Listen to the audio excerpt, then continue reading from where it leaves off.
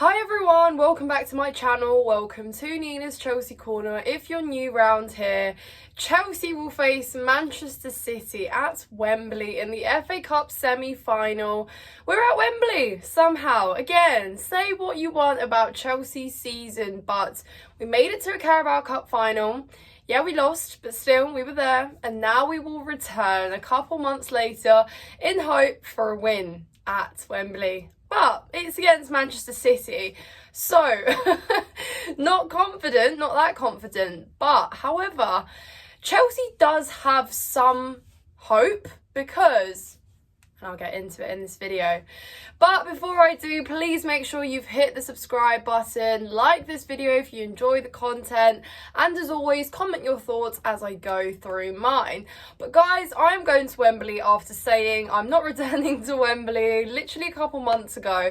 For those of you that followed me that day and saw the vlog and saw the match review and everything surrounding that, I was in a pretty bad mood and it put me off. I was like, I'm not coming there again. But here I am, guys. It didn't last long. Because with Chelsea, you know, you follow the club.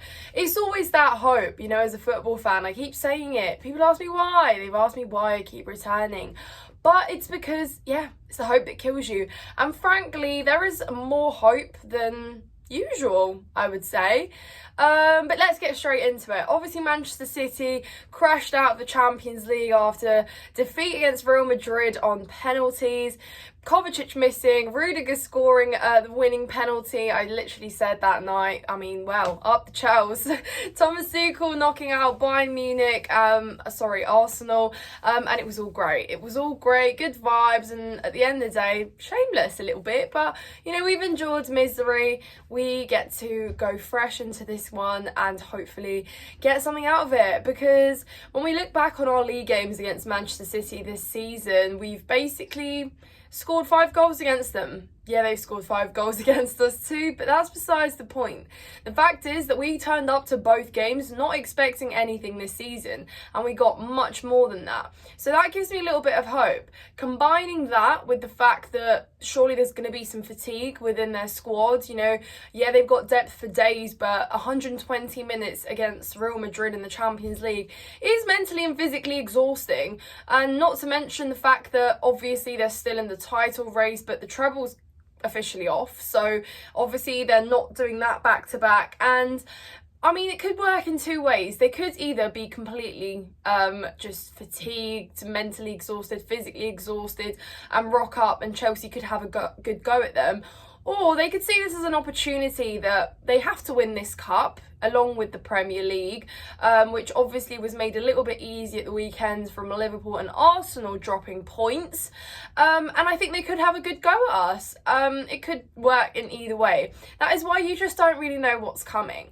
But from our point of view and from Chelsea's perspective, we've just come off the back of a 6-0 win at Stamford Bridge against Everton.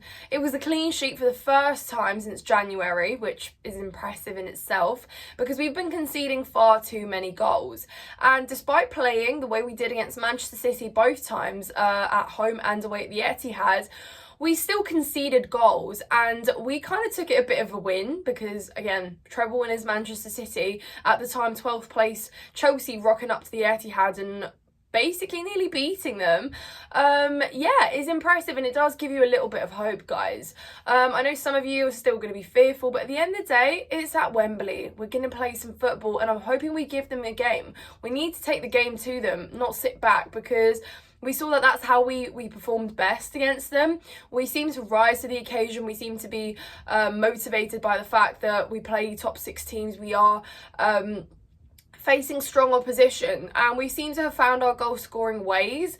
Yes, we have been conceding, so perhaps that's been kind of countered a little bit, but there's a lot of narratives around this one because, of course, somebody by the name of Cole Palmer, who's had back-to-back hat-tricks at Stamford Bridge, has been scoring goals for fun, is contending for the Golden Boot this season, will be returning again for the 3rd time this season to face his former club. And you have seen all the memes that circulated around social media about if only Man City had a clinical penalty taker on the night, maybe it would have put them over the line. But they don't, because they sold him to Chelsea on deadline day. Potentially the most underwhelming signing in the fact that it received the least amount of hype. Chelsea spent a lot in the last 2 years, and Cole Palmer was perhaps sort of brushed under the carpet. Everyone was waiting to hear on this crazy winger that we're signing, or this forward that we're supposed to be so excited about, and it was almost like a, oh, is that it? Unanimously, when it was announced to be Cole Palmer. But that has proved to be the best signing of all, hasn't it, guys? And how lucky we are to have someone like Cole Palmer. So if he can keep that clinical finish, if he can keep up his finishing finesse, I think we'll be in a really good place. He likes to turn up in these big games, and he likes to score against City as well. He obviously scored the equalising penalty, which gave us a point in the game we did deserve to win at Stamford Bridge, in my opinion. So he's a man of a big moment. He can provide individual brilliance, he can feed other players, and he's very quickly turning into the it man, the one that's been carrying Chelsea. So it's great to see that we have that player. We've been missing that player for so long, and perhaps it's good that he received the least amount of hype. We've hyped strikers and forwards in the past so much, and they've proved to just disappoint and depart. So Cole Palmer, you are so welcome in this team. Just continue doing what you do best, but I would love for him to get a goal against City on Saturday. That would just be insane. I'm sure you'll all agree. But guys, into the lineup, I don't think much changes from what we saw. I don't know whether Enzo will be featuring, because of course we have heard that he is contemplating surgery, and I have said about Enzo all season, I've defended him a lot, because I said the man has literally been playing through injury. He has played every single game pretty much. He's been on and off to Argentina on international duty, returning with literally half a day to rest and recover, and still turning up and giving it his all. He's been under so much scrutiny because, I mean, he's not cheap, is he, exactly? But he has honestly done so much more than just what he's shown on the pitch. He showed character, he showed passion, he showed fight, he showed captain qualities at moments as well, where he's assisted his teammates on the pitch in terms of motivation and edging them on, and I love that about Enzo. And he is really someone to look out for the future. I think there's so much more potential there, but whether he gets surgery, I think it could probably prove to be a good decision, because we're seeing that he's not been fully fit, and perhaps we are pushing for him to play because of other injuries that we have also in the squad. But it will be interesting to see if Pochettino will stick by what we proved what proved to work against Everton. Obviously completely different. I know Everton's midfield was not the strongest, let's say, at Stamford Bridge, and obviously Manchester City do have a very solid midfield. It proved to work though, it worked against them at the Etihad, and our midfield gave them a good run for their money. So hopefully we can see some of that replicated at Wembley. But I don't think Pochettino will change too much. He basically left substitutions quite late as well, exactly because when something is working on the pitch, Poch wants to push it further. He wants to grow that chemistry. He wants to push those relationships on the pitch, because frankly we've literally not had a consistent starting 11 all season either, not to mention the back line. And it's just been a lot of chopping and changing, because the fact is that he's not been able to obviously control. And I think whenever something does work and we can see that the team is playing, and there was some great team effort in some of the goals in the build-up play, which I think worked really well. So we want to invite that more, and I think that is exactly why we will not be seeing much changes. Anyways, guys, the front line for me, I think, remains the same. I really like the fact that Cole Palmer and Jackson were linking up well. I know that Jackson works well when he's got space and he can, hold up the ball, dribble, and be very much involved in creative build-up play. I always say I don't think he looks great when he's a lone striker up top, and obviously someone like Cole Palmer can provide him that support. They can support each other.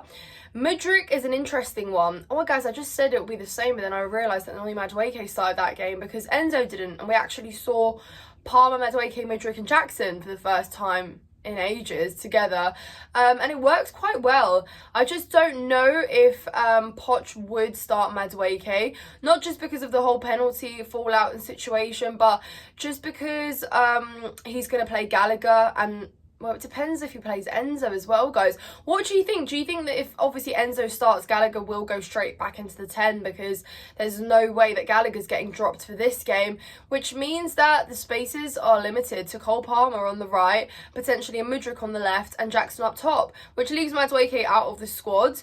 But then there's Raheem Sterling, who apparently is fit to play as well. And it would be quite insane to leave Raheem Sterling, former Man City player, on the bench at Wembley in a semi-final for someone like Mudryk to start. So perhaps Mudryk is on the bench. I don't know, guys. I've just changed my decision 5 times in one sentence. But Raheem Sterling has divided opinion all season, and rightfully so. But I don't think it's a coincidence that perhaps 2 of his best or stronger games have been against Manchester City. And I guess Poch will push that. Whatever it is there is some of that element of it meaning a little bit extra because he's coming up against his former club. And perhaps Poch will bag on unleashing Man City's former wingers on our wings, so that we can get some goals against them. I don't know, that'll be interesting to see. So yeah, I guess it could be a combination of Sterling, Palmer and Jackson up top. Purely experience, purely their history, etc. So there you go. I've just said it'll be the same lineup, but there will be changes. Backline for me probably stays the same though, you know, with Gusto, Trev, Silva I think starts for this game purely because injuries and also because of some experience, you know. Cucurella or Ben Chilwell is going to be another one that will be interesting to see there, but purely because of momentum and, you know, how things have gone, you might probably start Cucurella and bring Chilwell on. I think he was quite effective as a substitute as well because he brought on a lot of pace and energy. I don't think Chilwell is as quick as he was pre-injury, but I think he can still bring that element, you know, of getting forward, trying to spam crosses in the box. So that's going to be much welcome, particularly, you know, if we are looking for a goal against Manchester City in the latter stages of the game. But yeah, guys, as you know, I don't do score predictions anymore, so my voice kind of broke there, so I'm not going to do one, okay? But I'm going to say that Chelsea has a good go here, purely because we still have time to make this season a little bit meaningful. And if we actually knock out Manchester City in a semi-final and reach Wembley once again with a chance to win a domestic cup, it suddenly turns much more positive, guys. European football is what we've been fighting for. Yeah, we said in the league it's been difficult and we've been relying on these domestic cups, but the fact that there is still potential for these players to win silverware, yeah, is pretty good, I'd say. Pretty good, but we have to beat Man City for that. We have to beat Manchester City. They knocked us out in both domestic cups last year, literally beat us 4 times that season. Barely gave us a sniff because they knocked us out in very early stages of the competition. So hopefully this is time for revenge. Hopefully this is time for revenge. Please, Chelsea, turn up. A big day at Wembley, guys. Kick off 5:15, wherever you are in the world, whatever time it will be. I'm sure you will be supporting. But yeah, let's get behind the team. We'll make an atmosphere. We'll try and make an atmosphere. And guys, hopefully a win. But stay tuned for the content that will drop this weekend. If you've enjoyed the video and you haven't subscribed, please make sure you do hit the like button, and as always, up the Chels.